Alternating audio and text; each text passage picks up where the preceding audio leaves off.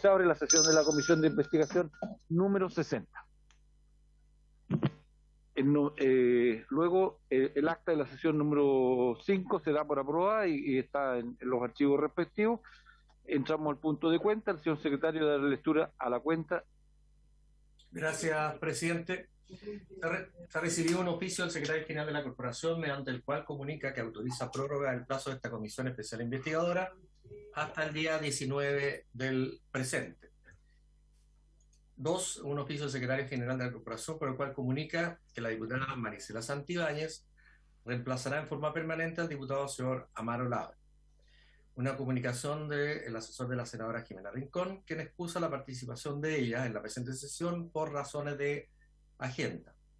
Y finalmente una comunicación de la bancada de la Unión Demócrata Independiente, a través de la cual se informa que en la presente sesión el diputado señor Juan Antonio Coloma será reemplazado por el diputado señor Enrique Van Rieselberg, que está presente en la sala de la comisión. Sí, está acá. Muchas gracias. Ofrece la palabra sobre la cuenta. Nadie. Perfecto.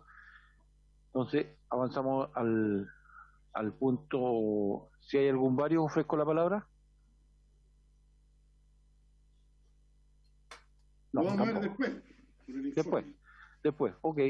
Entonces avanzamos a la orden del día y corresponde recibir al fundador y director ejecutivo de Felices y Forrado, el señor Gino Lorenzini. Si es que está presente. Presidente, no figura presente, había confirmado asistencia, incluso nos hizo llegar un set de documentos. Si me da un minuto, estoy tratando de averiguar qué es lo que pasa con la concurrencia. Sí, me dicen que se conectarán en unos segundos.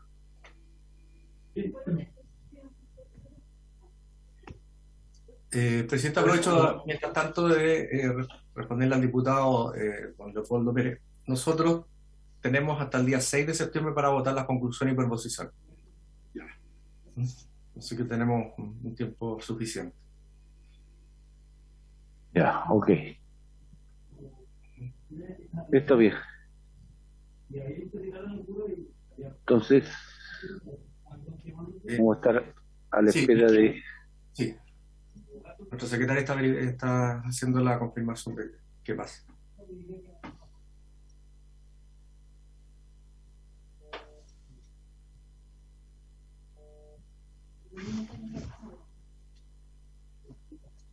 Hola.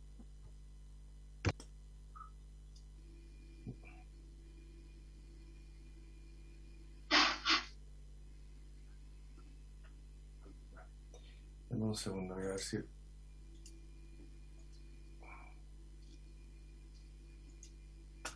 Voy a reenviarle a...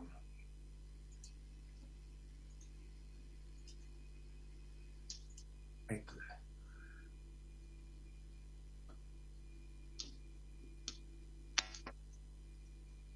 Bueno, un segundo, parece que tengo un problema técnico, pero lo estamos resolviendo.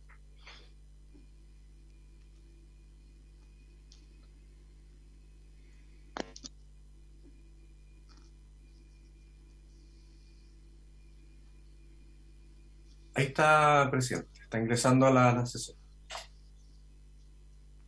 En este minuto está conectado. Ahí está, presidente. Don Gino Lorenzini. Tiene que activar el audio, don Gino. Buenas tardes, ¿qué tal? ¿Cómo está? Ahí está. Muy bueno, primero, soy el diputado Gastón Saavedra, soy el presidente de esta comisión de investigación. Me presento y agradecerle que usted haya aceptado concurrir a esta comisión para, en primer término, haga una exposición sobre los puntos que entiendo se les enviaron para que usted los presentara ante esta comisión. Y después viene una ronda de preguntas y obviamente de respuestas para que nos sirva a nosotros como insumo para las conclusiones que tenemos que obtener una vez concluida toda la ronda de audiencias que están contempladas.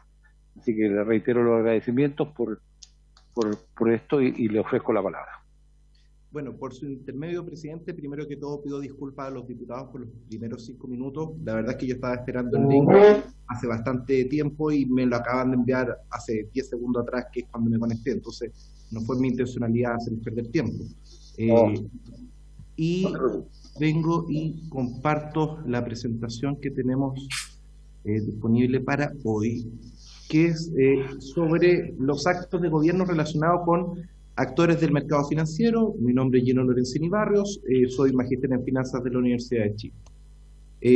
La primera consulta que tengo para la presidencia es que la comisión que se aprobó tenía dos objetos iniciales, que fue lo que se aprobó por la sala de la Cámara el 15 de diciembre, que era si existió negligencia u omisión en el ejercicio de las atribuciones que la ley les otorga a estas instituciones para normar y fiscalizar la prestación de dicho servicio, y asimismo, el segundo punto, determinar eventuales negligencias u omisiones que guardan relación con las vinculaciones políticas que existían entre los profesionales que brindan esta asesoría y altos funcionarios del gobierno entre 2014 y 2018. La pregunta más concreta es que está el reglamento de la Cámara, el artículo 53, que no se puede ni modificar ni por unanimidad. Entonces quería confirmar si el objetivo de la comisión se puede ampliar o no más allá de 2014 o 2018, porque no se estaría respetando el reglamento de la Cámara. Entonces solo ese tema de detalle para consultarlo. No, nosotros tenemos un propósito que está establecido justamente como marco referencial la ley orgánica que establece los reglamentos para el proceder de las comisiones, y por lo tanto está establecido así, porque además fue pedido por parlamentarios esta comisión y fue aprobada por el Pleno de la Sala, y después se ejecuta en función de esos objetivos que con antelación estaban propuestos. Perfecto.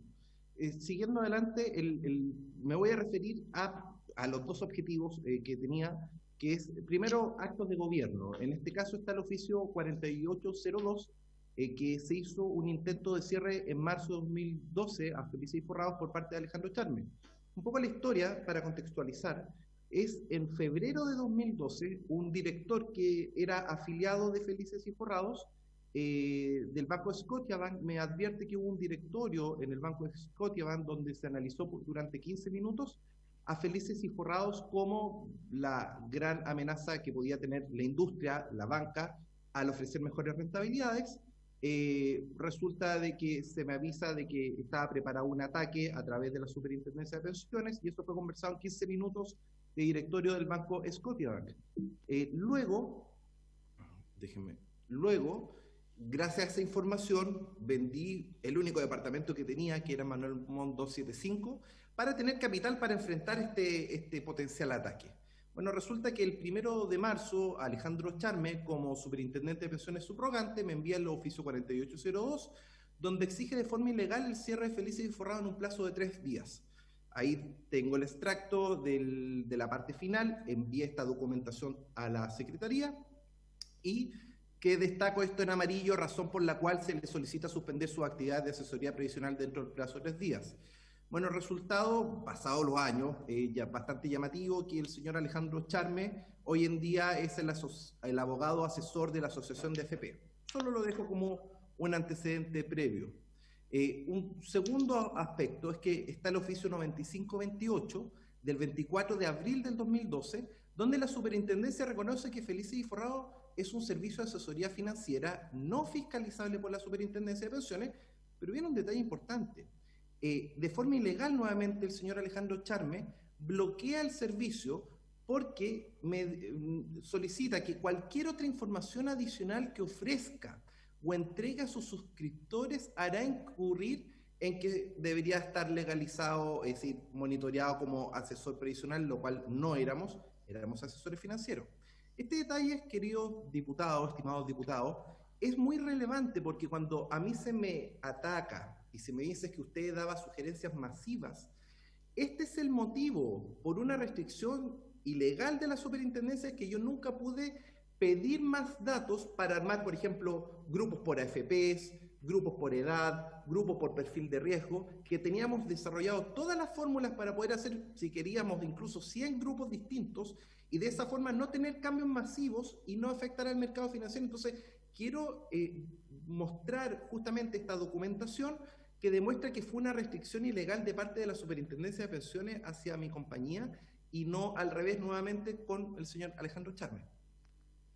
El tercer acto del Estado son notas técnicas, que todas las notas técnicas de la Superintendencia de Pensiones que están publicadas tienen autor. La nota técnica número 1 fue Francisco Pino, la nota técnica número 2 fue Roberto Bravo Rubén Castro, nota técnica número 3 Jimena Quintanilla, nota técnica número 5 George Vega. Pero justamente las tres notas técnicas que atacaron haciendo fuerte sesgo en contra de mi compañía, fueron sin autor, que fue la nota 3, la nota 6 y la nota 7. Y es de suma gravedad porque no se está respetando principios básicos del derecho, como hacer los procedimientos con igualdad para todos. Es decir, si es que hay una superintendencia, debería tener un autor. Y el no tener autor, la pregunta es ¿por qué no tenían autor? Y por qué estos documentos, estas notas estaban sin autor, porque eran cejadas. Quiero mostrar de forma, ojalá lo más sencilla posible, este es extracto de la nota técnica número 6, donde se dice la mediana de los traspasos, y que para alguien que sabe un poquito de estadística, no sé, en un año promedio Feliz y Forrado daba 20 sugerencias, pero acá la mediana tenía una, es decir, ¿cómo se haga un estudio de cambio de fondo? La gente se cambia solo una vez y meto como a todos en el mismo saco, es extraño. ¿Y dónde está el detalle? Si uno lee más abajo, para un total de 1.000.000, casi 200.000 cambios de fondo en la historia, en todos estos años, se observa, y lo dice el mismo informe de la superintendencia, y ahí está el sesgo, 495.000 afiliados, un 41% del total, solo se ha traspasado una vez en ese periodo. ¿Qué es lo que les quiero explicar de forma sencilla? Que por ley, la ley obliga a cambiarse a las personas, a las mujeres cuando cumplen 50 años, a los hombres cuando cumplen 55, y por lo tanto incluyeron en el estudio a 500.000 personas que no se cambiaron por la información de alguna empresa, por libre voluntad, y al mezclar esta información, la verdad es que se sesga todo el estudio, al punto de que, por ejemplo, si uno segmenta a los que se cambiaron menos de 3 veces, los que le ganaron a la estrategia fue un 23%, pero llama la atención que los que se cambiaron 10 veces aumenta la probabilidad de ganarle a un 37%. También me llama la atención por qué no incluyeron a los que se cambiaron más de 20 veces. Y obviamente es que este es un problema estadístico, de sesgo estadístico, donde la superintendencia, al incluir personas que se cambian por una vez, ensucia los datos y en vez de decir que los ganadores de la estrategia fueron un 46%, afirman que solo fue un 23%. De esta forma genera una información sesgada que puede hacer tomar una decisión equivocada. Adicionalmente, es raro que si analizan una empresa que la más grande era Felices y Forrados, ¿por qué no se analizó los que se cambiaban más de 20 veces? Y esto es porque el 100% estábamos generando una mayor rentabilidad. ¿En qué lo puedo contrarrestar? Hice un informe del histórico de FIF con las pérdidas anuales contrarrestando. Y acá, como se puede apreciar, más allá de lo que la gente puede creer, nosotros siempre señalizamos, nosotros primero disminuimos el riesgo de pérdida. Y se puede ver que, por ejemplo, el año 2011, el fondo A pierde un 6,4%, el fondo B pierde un 3,7%, el fondo C un 1,4%, y nosotros ganamos un 4,7%. El año 2018 se pierde un 3% contra una ganancia de 4,6%. O el año 2020, hasta el 28 de mayo, que fue cuando sale la nota técnica número 6, nosotros estábamos ganando un 2,1% en vez de perder un 8,9%. Entonces, la primera funcionalidad de disminuir pérdidas está conseguida, ningún año tuvimos pérdidas. Y segundo hecho, es que tampoco es que le ganáramos al mercado, porque, por ejemplo, pongo un año, el 2014, el fondo A rentó un 14%, es decir, rentó prácticamente el doble que nosotros, que solo rentamos un 7,7% ese año. Entonces, quiero ser bastante claro y transparente en que acá nunca se generaron pérdidas anuales, se disminuyó el riesgo de pérdida, pero en el global el efecto de disminuir las pérdidas es que en ese periodo histórico hasta el 28 de mayo teníamos un 97% de rentabilidad acumulada versus un 74% de rentabilidad acumulada del fondo A, ganándole a todos los multifondos. Por lo tanto, estos son los números, más allá que les molesta. Ahora, como ustedes pueden quizás no creer en la información que estoy dando, Ocupo la planilla que se informaba en cada cambio de fondo, donde acá mi AFP, no Gino Lorenzini, mi AFP certificaba que en los últimos 12 meses Gino Darío Lorenzini Barrios había obtenido UF más 12,1%, en vez de haber perdido un 4% en el fondo A. Los resultados que no puedo cambiar, que son hechos, que están en mi cartola, demuestran que pasé en 10 años de 8.800.000 pesos acumulados a 49.357.000 pesos.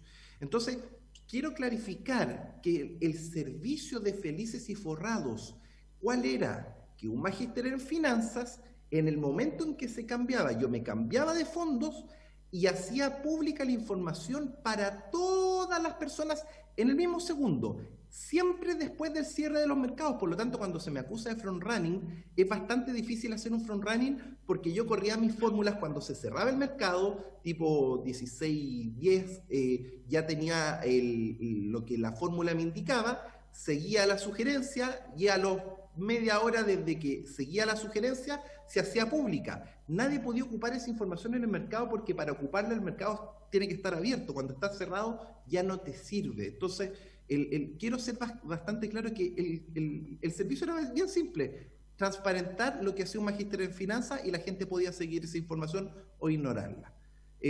Luego, otro tema con el Estado, el caso CERNAC de junio de 2013, bastante llamativo, una estrategia que ya la habíamos vivido, un ataque que nos ataca muy fuerte públicamente en el gobierno de Piñera 1, y resultado que del CERNAC después no pasó nada. Entonces, se repite ahora el caso CERNAC 2020, donde en este caso Lucas del Villar, director del CERNAC, con prejuicios, y esto es el detalle, con prejuicios, el 12 de noviembre de 2020, ni siquiera el CERNAC había iniciado la investigación. Y en esto quiero ser bastante claro, porque esto hay que documentarlo con hechos. Y acá está nuestra respuesta al CERNAC, que nos dio un plazo de 10 días hábiles. Nosotros enviamos un informe de 150 páginas, con lujo de detalles. ¿Y qué ocurría en estas 150 páginas? Le hicimos ver al CERNAC una cosa. Conforme a los artículos 45 y 46 de la ley 19.880, los actos administrativos de efectos individuales, como sería el requerimiento de informado solicitado por vuestro servicio, deben ser notificados por escrito, carta certificada o a modo personal, lo cual sucedió el 16 de noviembre de 2020. No obstante lo anterior, la existencia de esta solicitud fue conocida de manera previa a la notificación por nuestra empresa y por todo Chile por los medios de prensa. No puede un director del CERNAC anunciar una futura investigación sin habernos notificado previamente, lo cual ocurre el 16 de noviembre, cuando él salió en todos los medios el día 12 de noviembre del 2020. Por lo tanto, acá claramente se está vulnerando el principio de imparcialidad establecido en el artículo 11 de la ley 19.880, que señala expresamente que la administración debe actuar con objetividad. No contentos con eso, nosotros respondimos a estas 150 páginas con la memoria de cálculo, porque ellos afirmaban que hacíamos publicidad engañosa, y la verdad es que está todo detallado en Excel, 150 páginas contundentes, y a pesar de eso el CERNAC viene y filtra por la prensa, lo cual es gravísimo, porque a nosotros, a la fecha, el gerente general no ha recibido la notificación de parte de tribunales. Entonces estamos hablando de un CERNAC que denuncia antes de notificar, después viene y presenta como corresponde en tribunales si tiene alguna duda legítima, pero la filtra en la tercera, y finalmente nosotros a la fecha ni siquiera hemos sido notificados por tribunal. Entonces, ¿cuál es el resultado de esta filtración? De que todos los medios replican: CERNAC denuncia a Felices y Forrados por infringir la ley del consumidor, pero después ninguno replica que a la semana siguiente dice denuncia de FIF la solicitud del CERNAC que no prosperó. Obviamente que no prosperó en ciertos aspectos, y hay que ver, yo todavía, el gerente general no ha sido notificado, y por lo tanto acá hay graves vulneraciones de parte del CERNAC. Otro caso, ¿dónde nace el problema del CERNAC? Por una columna de un señor llamado Palma. Y acá quiero ser bien claro con los hechos, con el itinerario. La columna de La Tercera, el cruel engaño, fue el 10 de noviembre de 2020. El 12 de noviembre, solo 2 días, sale Lucas del Villar anunciando investigación por posible publicidad engañosa. Y el 13 de noviembre nosotros preguntamos por transparencia al CERNAC. ¿Y por qué es tan importante que esto partió por una columna de Palma? Porque el señor Palma, que pueden ver su LinkedIn acá, él era gestión de inversiones de moneda asset.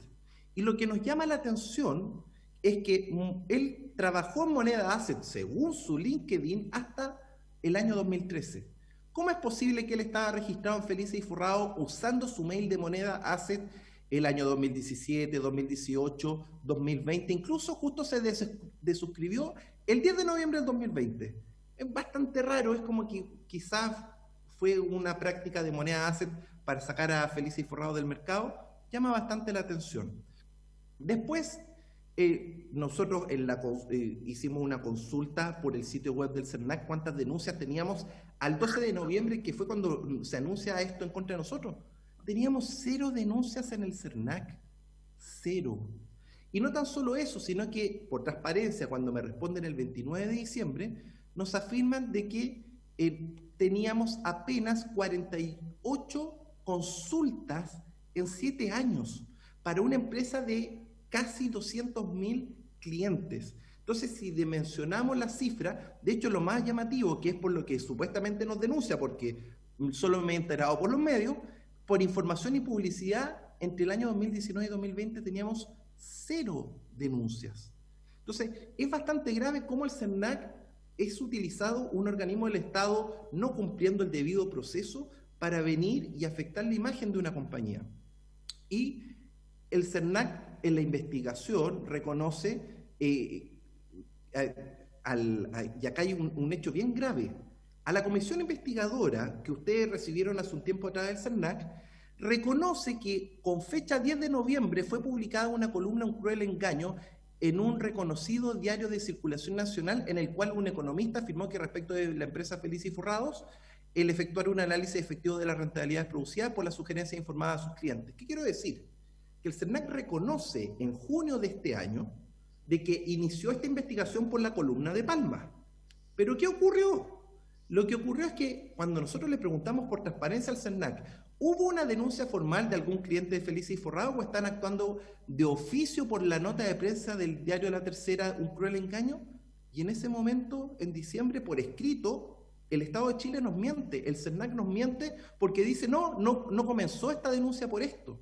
Pero a la comisión investigadora, el 13 de junio, afirmó que sí comenzó por la columna de Palma. ¿Y por qué es tan relevante la columna de Palma? Porque después hicimos otras preguntas por transparencia, como, por ejemplo, ¿cómo y cuándo contactaron al autor de la nota, Salvador Palma? ¿Cómo obtuvieron como CERNAC los datos privados del señor Palma, tanto root, nombre completo, teléfono, email? ¿Cuál funcionario público consiguió acceder a los datos del señor Palma? Y certificaron los estudios del señor Palma, porque cualquier persona podría decir cualquier mentira por los medios y uno espera que el CERNAC verifique quién es esa persona o si tiene algún conflicto de interés. Bueno, el resultado es que el CERNAC responde oficialmente, y como esta comisión está abocada en ver los documentos oficiales, también envía a la Secretaría este documento donde, por transparencia, el CERNAC nos miente, porque dice que respecto a los puntos 2, 3 y 4, este servicio no se ha puesto en contacto con el autor de la columna de opinión. Pero lo más grave es que, ¿será verdad que no se puso en contacto con Palma? Bueno, resulta que el 13 de noviembre en Radio Duna, lo que el CERNAC negó en diciembre, voy a poner un audio de 20 segundos del señor Salvador Palma. El CERNAC dijo que estaba persiguiendo ya estaba averiguando esta denuncia. ¿Te llamaron? Sí, hablé. Tengo que contactarme la otra semana con una persona de ahí. Así que yo conocí a Lucas del Villar del colegio, entonces estuvimos en contacto. Salvador Palma, autor de la columna que hace o que mete el dedo en la herida en el funcionamiento de Felices y Forrados y los efectos que tiene en el mercado. Como pueden ver, el CERNAC de oficio miente respecto a la relación del funcionario público Lucas del Villar con Salvador Palma. Salvador Palma reconoce que sí había hablado por teléfono y que de hecho a la semana siguiente, esto era comienzo de noviembre, se iba a reunir con el CERNAC. ¿Por qué el CERNAC desmiente por oficio. Eso es bastante grave porque es una falta grave a la probidad pública. Luego, otras preguntas por esta consulta de transparencia. Validaron, que es algo súper relevante, validaron la columna de opinión con la Superintendencia de Pensiones, que son los expertos. Porque, ¿por qué la columna de Palma tiene información falsa? Porque hizo los cálculos como si los cambios de fondos se ejecutara la compra-venta en temas 4 días. Pero la verdad es que por normativa la compra-venta es con temas 2, por lo tanto es una columna falsa. Es tan falsa la columna del señor Palma que el Mercurio recibió esta columna para publicarla y le dijo, ¿cómo voy a publicar algo que es falso si los cambios de fondos se ejecutan en temas 2, no en temas 4? Y el Mercurio la rechazó, pero la tercera la tomó con mucho gusto. Entonces, respecto a estas otras consultas, la verdad es que el CERNAC viene y dice, tampoco ha validado ni le corresponde hacerlo en notas de opinión. Es decir, un señor inventa mentiras sobre mi empresa, inventa falsas rentabilidades, me ataca públicamente y el CERNAC todas estas mentiras, que es publicidad engañosa, las toma como verdad, no las valida, no va a la Superintendencia de Pensiones. Entonces, claramente acá hay una discriminación arbitraria del Estado de Chile en contra de mi compañía, porque finalmente trata muy distinto al señor Palma por ser amigo del colegio con Lucas del Villar, que a un Gino Lorenzini por tener un Felices y Forrado. Lo otro, llamativo, el señor Palma tiene buenos seguidores. El presidente Piñera es seguidor de Salvador Palma. ¿Será quizás le manejará las inversiones a través de moneda? Porque es muy raro que una persona 7 años después de irse de una compañía maneje un email oficial de moneda. Es bastante raro. Por otro lado, investigarán que la Superintendencia de Pensiones ilegalmente trató de eliminar a Felices y Forrado en 2012. Se investigará que Alejandro Charme es premiado trabajando hoy en la Asociación de AFP. Se investigará las vulneraciones constitucionales al artículo 19, numeral 2, igualdad ante la ley, numeral 3, legítimo proceso, 22, no discriminación arbitraria, con los estudios sin autores de la Superintendencia de Pensiones. Se investigará por qué el CERNAC mintió por transparencia ocultando la información de Lucas del Villar relacionado con Salvador Palma. Se usa la facultad del CERNAC a solicitud de Salvador Palma y alguien que trabaja para Moneda Asset, es decir, una institución privada manejando los recursos públicos de un CERNAC. Es bastante llamativo. ¿Qué otros actos administrativos hay? Bueno, está este oficio múltiple que también se lo enviamos a la comisión, donde el Ministerio del Trabajo de Chile bloqueó de forma inconstitucional un tratado internacional a través de una nota diplomática.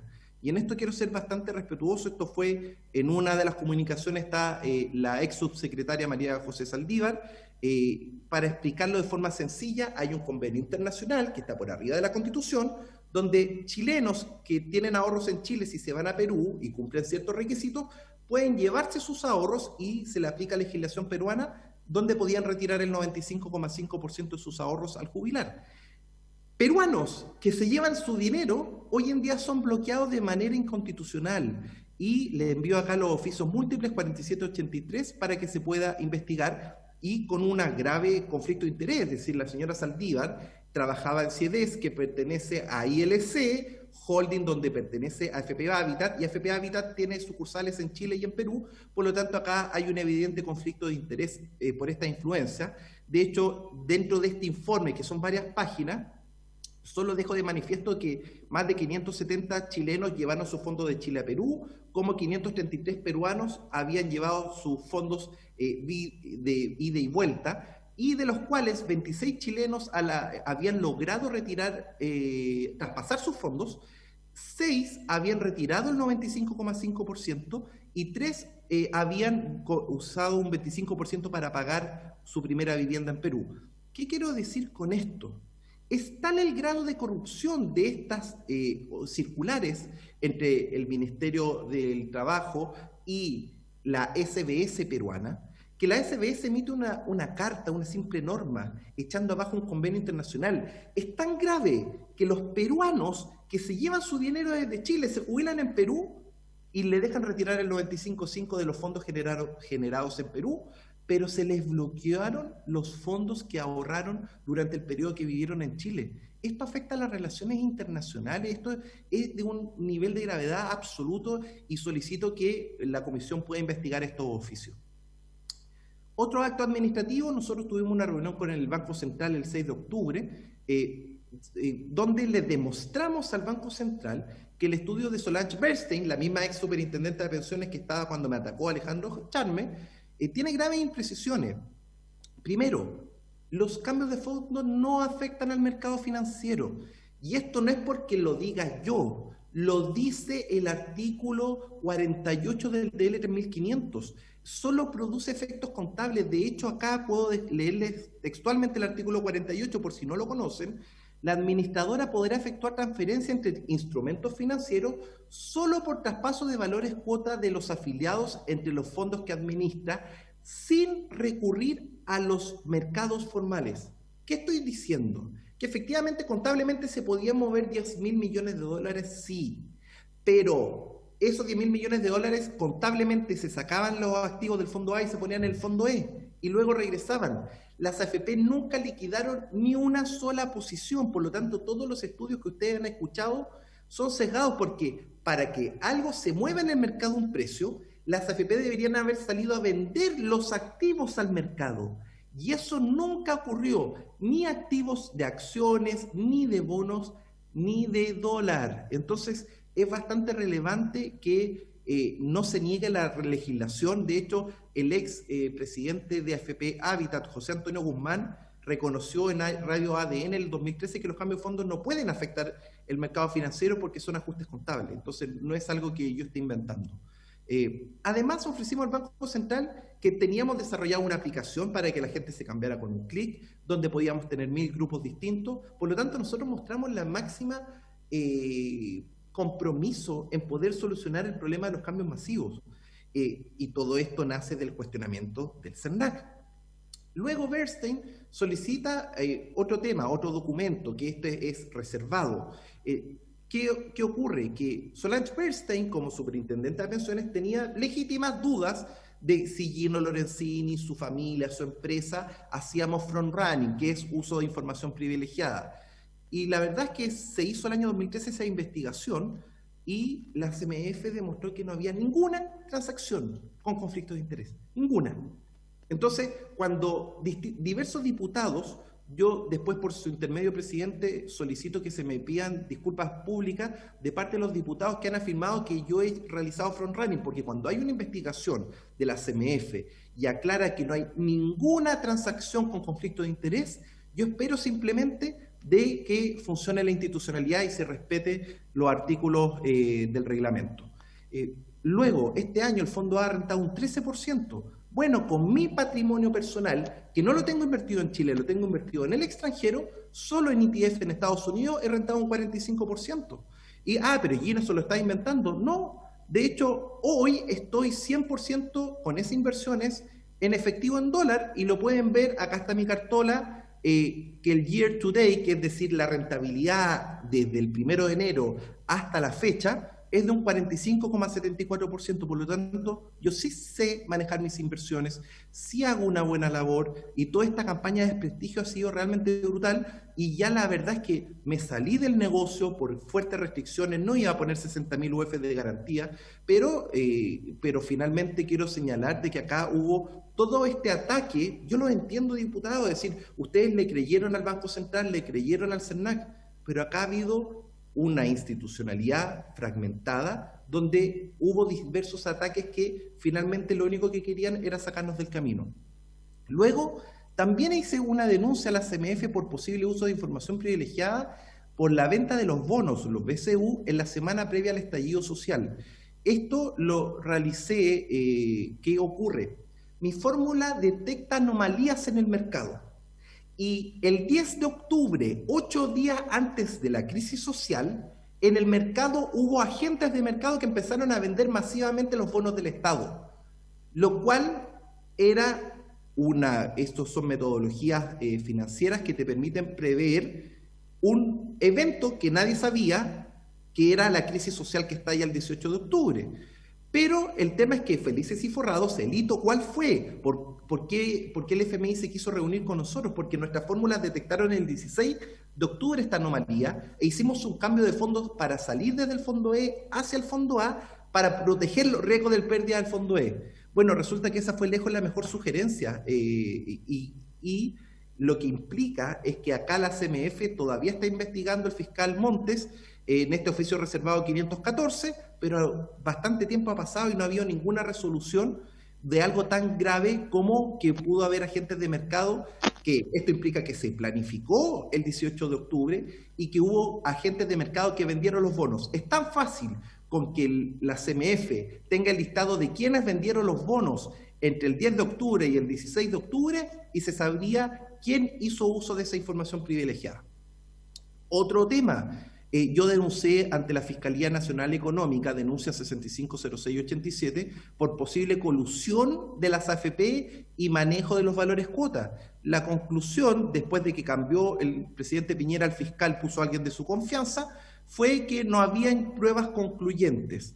Bueno, ¿qué mayor prueba que en marzo de 2021, en este año, cuando nosotros hicimos un cambio masivo hacia FP1, entraron en efectivo recursos hacia el fondo E. El fondo E de 1 se multiplicó 5 veces.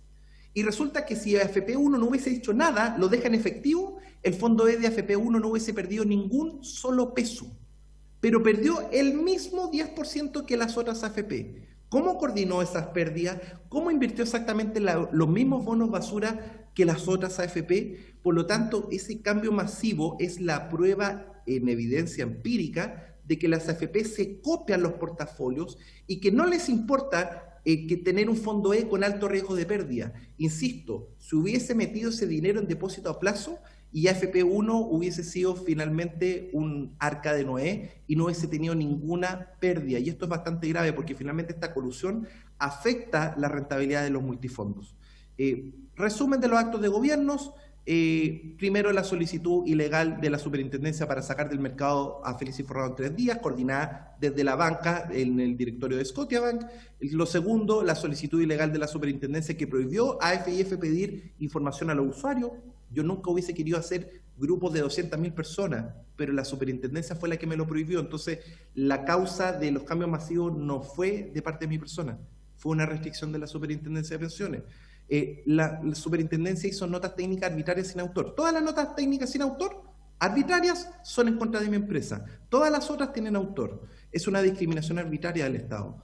El caso CERNAC 2013, la misma mano, mismo gobierno, Piñera 1, me ataca con el CERNAC y después no pasa nada. Caso CERNAC 2020, lo mismo, pero esta vez con mentiras graves. Un documento donde finalmente el señor Lucas del Villar miente por transparencia.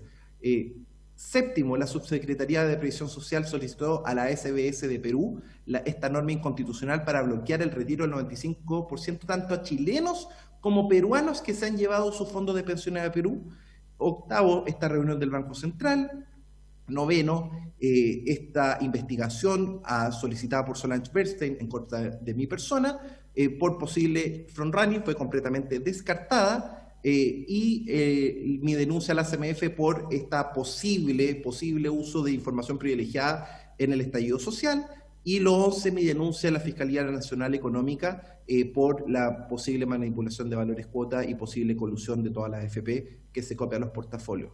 Entonces, en resumen, esta campaña de desprestigio, liderada por la Superintendencia de Pensiones, por el CERNAC, por el Banco Central, provocó la creación de esta comisión investigadora el 16 de diciembre del 2020.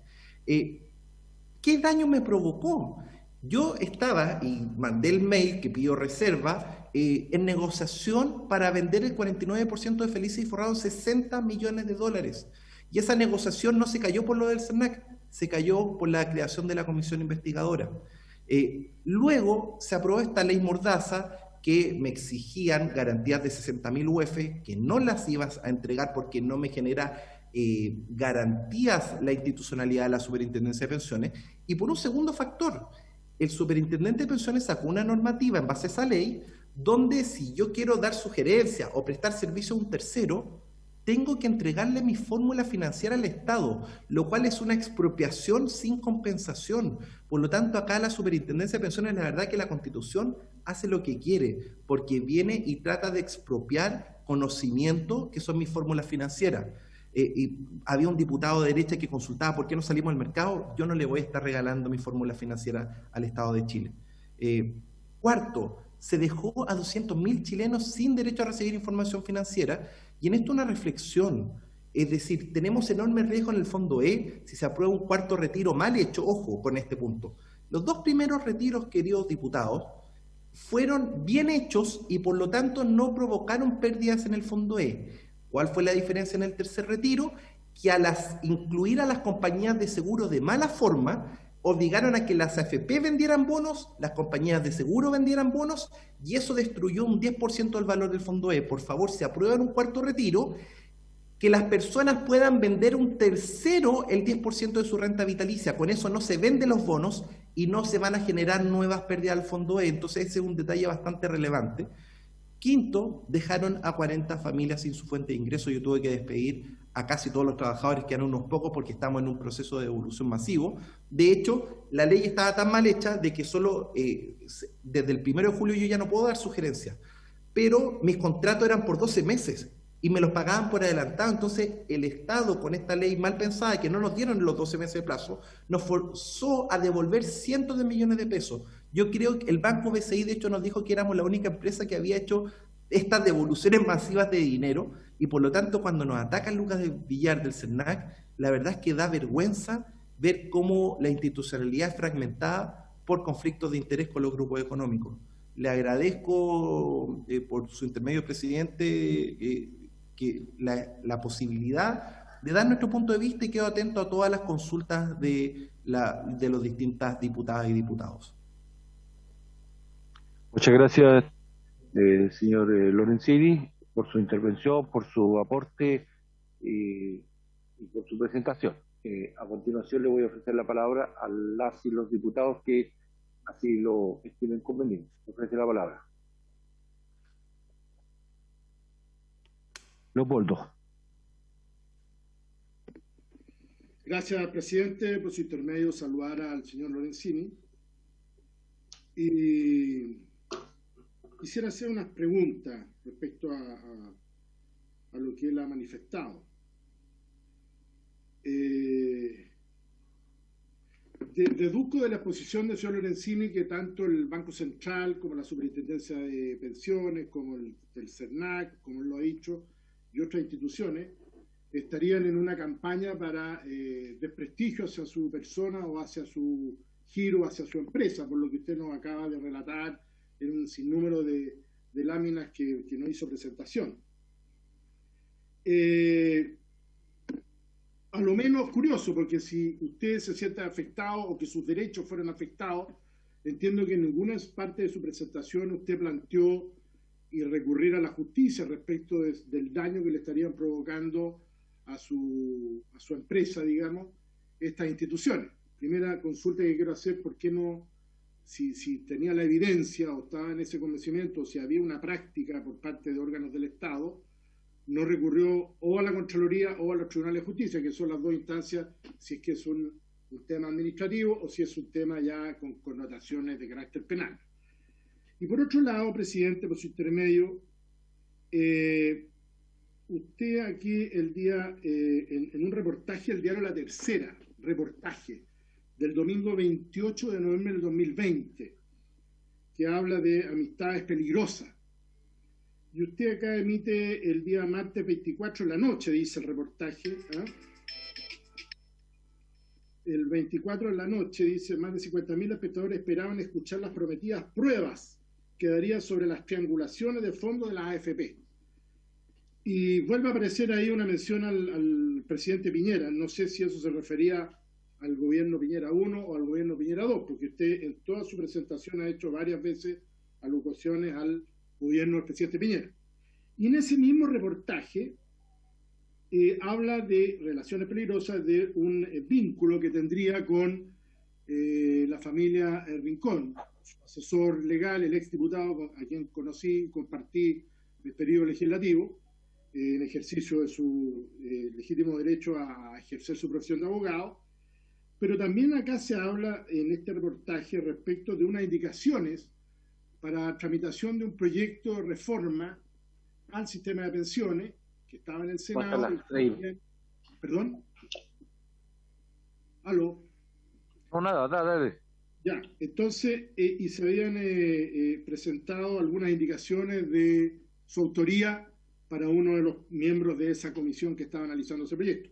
Tanto en cuanto, si bien era uno de los retiros, entiendo, de esa reforma constitucional, no sé si el segundo de haber sido, y además se estaba tramitando lo que fue después la ley 21.314, que usted habla de la ley Mordaza, y que a todos como parlamentarios, como miembro de Comisión de Hacienda, me llegaron su mail diciendo un montón de cosas. Bueno,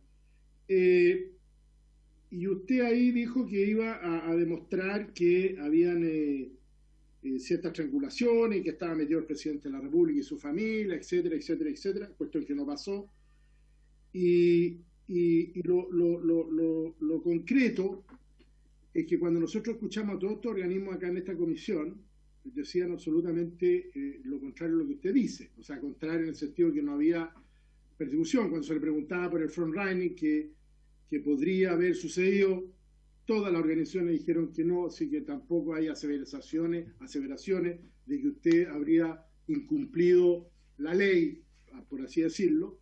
Por lo tanto, también ahí quisiera hacer la aclaración para que quede en el acta de la comisión, cuestión que usted no lo hizo. Y respecto de la relación, un funcionario suyo también habría participado, un señor de apellido Rodríguez, también con indicaciones para algunos proyectos de ley relacionados con su tema, o que eventualmente podrían, y digo eventualmente para que no se malinterprete, podrían haber favorecido a gestores previsionales o asesores previsionales, dentro de los cuales estaba su empresa, y otras más, porque no es la única en todo caso. Entonces, me gustaría saber si eso es efectivo. A mí me hubiera gustado que hubiese estado la senadora, porque para desmitificar una vez por todo este tema, porque sí, es un reportaje público y la verdad las cosas que es importante aclararlo, porque un poco loa la función propia nuestra, de los parlamentarios, sean senadores o diputados. Entonces, es bueno saber esto en el entendido de que se nos salpica, por así decir, y en este sentido yo soy un poquito más corporativo. Entonces, que nos aclare efectivamente si usted trató o envió indicaciones para, entre comillas, verse beneficiado eventualmente, o no beneficiado, pero que no hubiese tenido tantas restricciones como lo establecía el proyecto de ley. Entonces, eso me gustaría aclararlo con su intermedio, presidente, al señor Lorenzini. Esas dos cuestiones. Gracias. Gracias, diputado Leopoldo Pérez. Le ofrezco de inmediato la palabra al señor Lorenzini para que responda las interrogantes que usted ha planteado. La primera interrogante, por su intermedio, presidente, es respecto a por qué no he hecho denuncias en tribunales. O Contraloría, perdón. Porque puede ser Contraloría. A ver, hay dos motivos. Obviamente de que hay un contexto. Yo me fui un tiempo de Chile por amenaza a mi familia. Finalmente mi empresa ya está cerrada. Es decir, no ha sido un periodo fácil. Y por lo tanto yo no tengo hoy día confianza en el Estado de Derecho hasta que salga el 11 de marzo de la presidencia el presidente Piñera. Una vez que él salga, yo voy a ejercer todo mi derecho porque tengo plazo, por lo tanto no es obligación hacerlo inmediatamente. Segundo aspecto, de hecho, antecedentes adicionales, en media hora a las 15:30 está la otra comisión de las triangulaciones donde voy a entregar antecedentes adicionales. Por lo tanto, también voy a entregar antecedentes adicionales, pero finalmente todas las acciones legales me las reservo para cuando termine la presidencia del presidente Piñera. Respecto a la relación con Jimena Rincón, quiero desmitificar. Primero, yo la conocí justamente cuando Solange Bernstein hizo un estudio de que supuestamente el 99% de los clientes, que fue la nota técnica número 4, que supuestamente el 99% de los clientes felices y forrados tenían pérdidas. Yo me acuerdo que tuve que suspender un viaje, dejar solo a mi familia, regresar a Chile, ir al Senado, y ahí a ella la conocí como senadora y me dio una buena impresión y después conversamos. Entonces ese fue el momento en que la conocí. cuando me defendí de Solange Bernstein, y finalmente por este escándalo, porque finalmente este estudio era falso, Solange Bernstein sale de la Superintendencia de Pensiones. La otra consulta, respecto a la actualidad de esta ley del segundo retiro, que hubo una modificación constitucional, no afectaba en nada a los asesores financieros. La legislación hasta ese momento diferenciaba asesores previsionales de asesores financieros. Nuestra empresa era asesoría financiera. La modificación ocurrió, y por un hecho que hizo público Jimena Rincón, porque ella se reunió con los asesores previsionales, y los asesores previsionales sale esta propuesta de mejora, lo cual es un derecho de lobby de los asesores previsionales, no de los asesores financieros. Por lo tanto, esa modificación, aunque hubiese sido aprobada, no me podía beneficiar porque yo era un asesor financiero, al punto de que ahora, con la nueva ley de asesores previsionales, yo decidí cerrar mi compañía. Por lo tanto, no había ninguna posibilidad de que esa instrucción ocurriera. Respecto al señor Rodríguez, me reservo pronunciarme.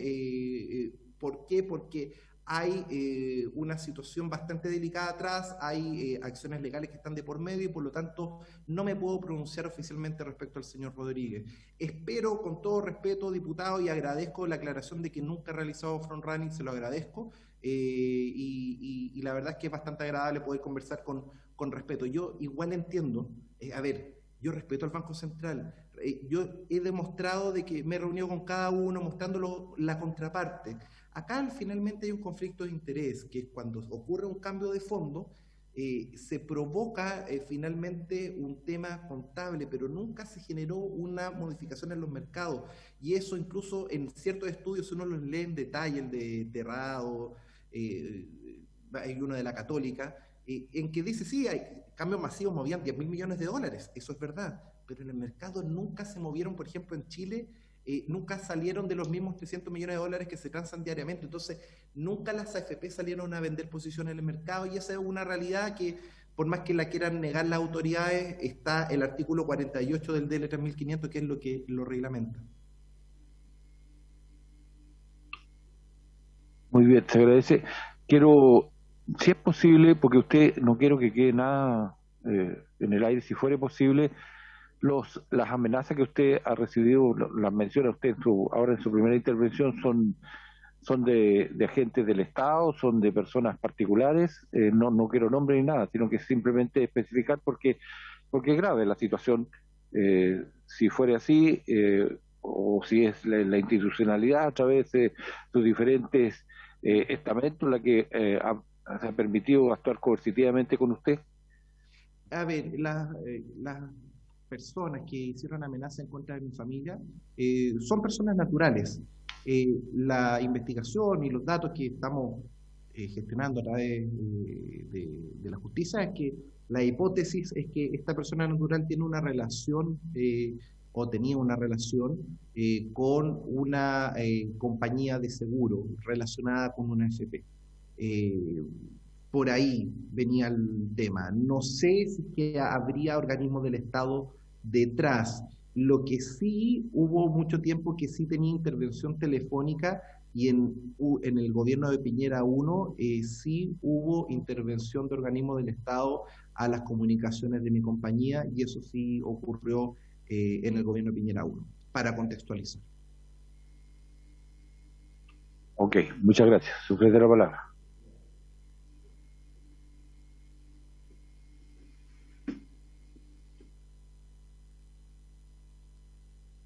¿Sujete la palabra las y los señores diputados?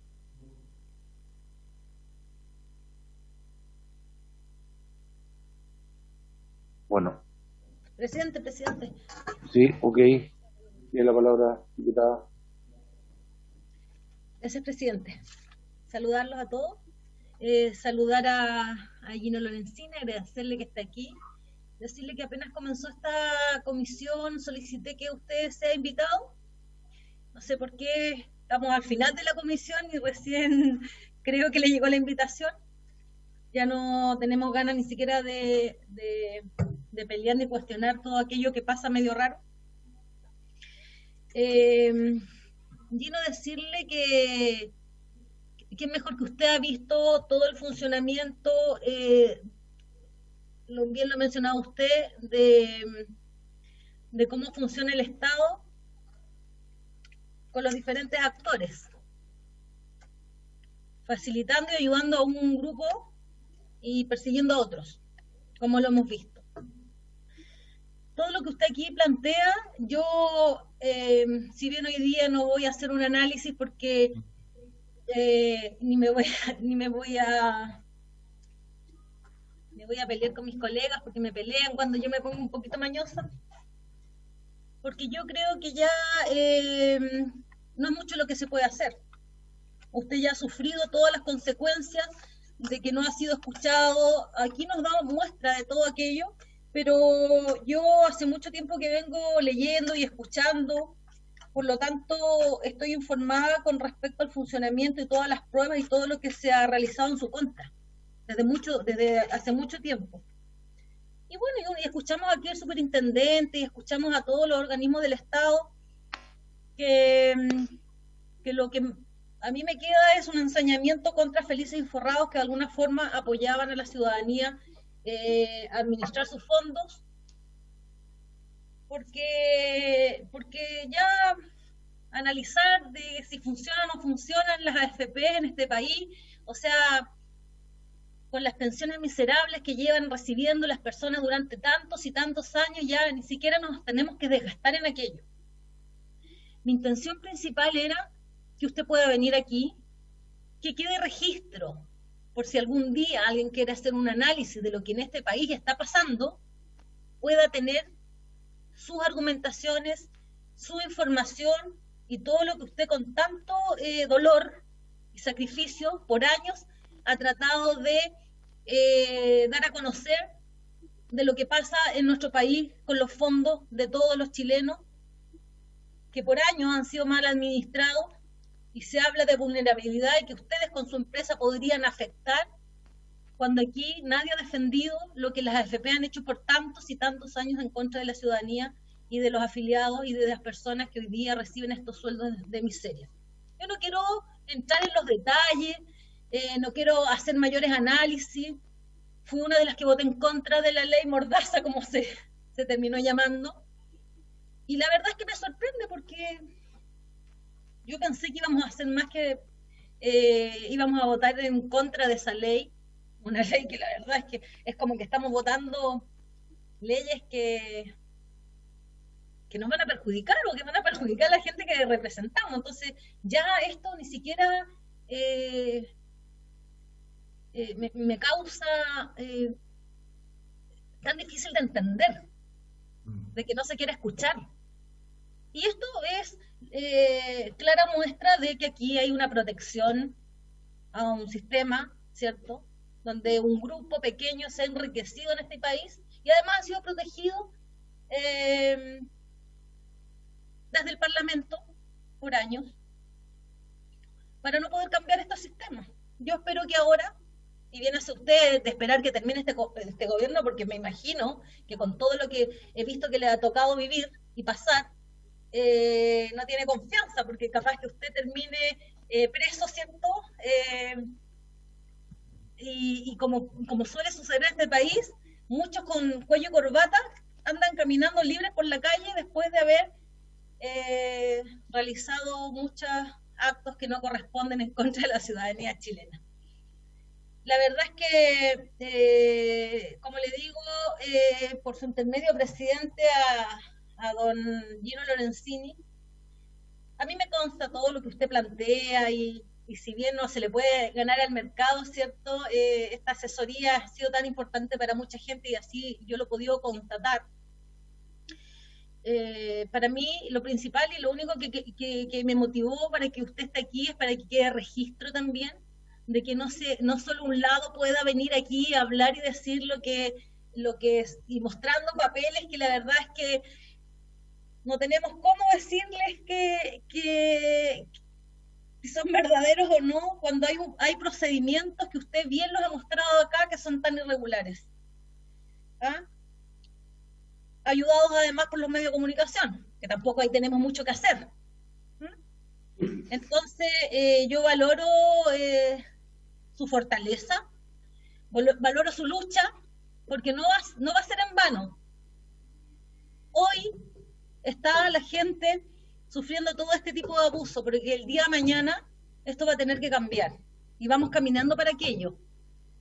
Y aquí va a quedar testimonio, porque yo estoy seguro que algún día estos archivos se van a abrir y se van a verificar todo lo que usted dijo con tanta claridad, no solo en sus videos, sino que también las veces que estuvo aquí en el Parlamento hablando con claridad de lo que realmente pasaba. Y obviamente la historia dirá, ¿cierto?, todo el trabajo y toda la fuerza que usted puso para poder ayudar en este tema. Porque tenemos, por ejemplo, pendiente la sesión especial de la triangulación. Ahí está. Llega una sesión especial, aparece una, aparece otra. Ese tema no se toca. Ese tema no va a llegar, ha costado mucho que llegue a investigarse como a Felices Inforrados, con 200.000 afiliados. Entonces, yo, por su intermedio, presidente, decirle a don Gino y agradecerle. Y bueno, más que, como digo, entrar en detalle, aquí queda el registro y usted ha tenido la posibilidad en esta comisión, que no tenemos ninguna posibilidad de ganar nada, porque esta comisión se va a aprobar y va a llegar a la sala y se va a aprobar, y esa es la realidad, como pasó con la ley Mordaza, bien llamada. Así que eso, saludarlo, desearle éxito, y bueno, el tiempo dirá lo que pase en este país, ¿cierto?, con todos estos temas. Eso, presidente, muchas gracias. Muy bien, diputada Jenny Álvarez, ¿te ofrece la palabra?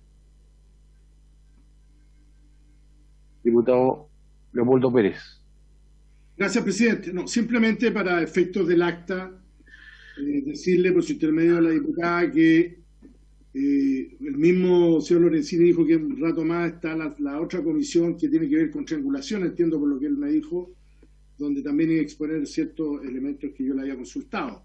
Es para ese efecto de claridad nomás, que hay una comisión investigadora que es anterior, entiendo, a esta, respecto a la triangulación o probable triangulación de inversiones por parte de las AFP, que es lo que había planteado la diputada Jenny Álvarez. Eso, presidente. Ya, ok, gracias, diputado Pérez. ¿Sigue ofrecida la palabra? Nuestro invitado está pidiendo la palabra, presidente. No lo veo desde acá. Pero tiene la palabra, don Gino. Sí, quería agradecer profundamente las palabras de la diputada Álvarez. De verdad me reconfortan el espíritu, y a pesar de todas las caras estos 10 años de tratar de mejorar el sistema, es bueno saber que por lo menos alguien escucha, y de verdad se lo agradezco. Y yo creo que no hay que dar por perdida esta comisión investigadora. ¿Por qué? Porque en especial toda la lista CERNAC son documentos oficiales donde el CERNAC está mintiendo. Hay una situación que envié todos los antecedentes a la Secretaría, y espero de verdad, y por respeto, mire, yo ya perdí mi empresa. Perdí a 40 familias que la dejé sin trabajo. Perdí a 200.000 personas que yo sé los riesgos futuros que vienen.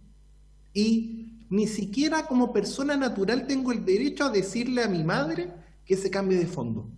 Entonces, por respeto a todo este esfuerzo, yo lo único que solicito a la comisión es que los antecedentes que agregamos, en especial respecto al CERNAC, estén en las conclusiones de la comisión, porque esos antecedentes obviamente son importantes para a futuro poder restablecer el Estado de Derecho. Presidente. Tiene la palabra la señora Jenny. Lo que usted, gracias, presidente, por su intermedio a don Gino. Los antecedentes que usted dio aquí con respecto al CERNAC y que están en la presentación son hechos muy graves, y hemos tomado nota de aquello. No sé si vamos a tener un buen resultado con hacer nuestra labor que muchas veces oficiamos, y usted ha visto. Usted también ha hecho denuncias, ha informado, y todo llega de repente hasta cierto lugar. Vamos a oficiar, son hechos graves, nuevos para mí, no los había escuchado, y vamos a ver que estén también incorporados en este informe. Si bien no comentamos todos los puntos, uno va tomando nota. Nuestros equipos también van tomando nota, y vamos a hacer los máximos esfuerzos. Eso, presidente, gracias. Sí, yo solo agregar que todo lo que acá se ha dicho en la comisión se ha recogido y son documentos que van a dar el soporte veraz al trabajo que hemos estado llevando por un buen tiempo, en donde los invitados nos han entregado opiniones y versiones, y también nosotros hemos hecho preguntas que a veces han sido incómodas, han sido punzantes, pero las hemos hecho. Y hoy día el señor Lorenzini ha tenido todo el espacio sin ninguna eh, intermediación, sino que simplemente en libertad él ha hecho uso de su espacio y su tiempo para entregar sus opiniones. Y estas evidentemente van a estar plasmadas en el acta de esta sesión, y también va a ser parte de los elementos soportantes para las conclusiones que tenemos que tener. O sea, nosotros no estamos acá para hacerle guiños o acciones de beneficio o amparo o protección a nadie, sino que tenemos que entregar un informe que al mismo tiempo a esta comisión la prestigia ante sus pares, y al mismo tiempo no podemos cometer actos que como diputados acrecienten la duda respecto de la honorabilidad de nosotros. Así que en eso, por lo menos como presidente, doy la garantía de que va a haber un comportamiento a las alturas de parte de los integrantes que componemos esta comisión. Me ofrece la palabra.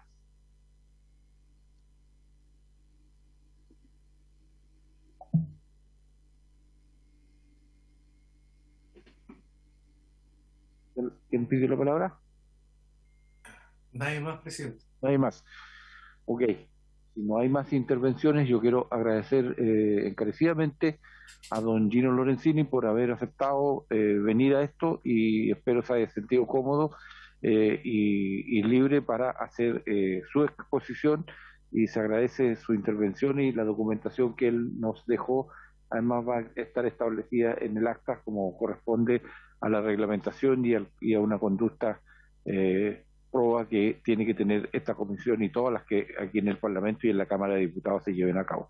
Así que muchas gracias, señor Lorenzini, por su presentación. Muchísimas gracias por la invitación a cada una de las diputadas y diputados. Muy amable, muchas gracias.